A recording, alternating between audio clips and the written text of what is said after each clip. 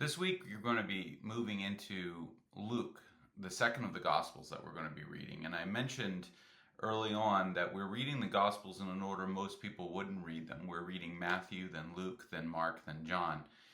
Moving out from Judea, Matthew being the most Judean, Galilean, most focused on the Levant, and then Luke being a broader gospel written to the Gentile nations as well as to the Jews, Mark being a Western, and John being a global perspective.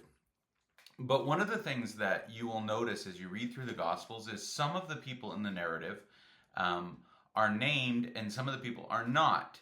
And for those that say that the Gospels are based on myth, that they're expanded, that they're fictional, that they're works of art rather than works of history, this presents an interesting problem. There's a book by a guy named Richard Bachman called Jesus and the Eyewitnesses. And one of the things that Bachman talks about in that book is the fact that those named people fall into one of two categories. Either they are named because they're historically significant, people like Pontius Pilate, Herod the Great, those kind of people, or they are named because they may be eyewitnesses. Now, you may remember I mentioned this in the sermon on Matthew 27 and Jesus' crucifixion, but this is an important point to bring back up. These named individuals probably were people that could have been reached and could have verified the narrative of the gospel from a secondary point of view, or rather a primary point of view.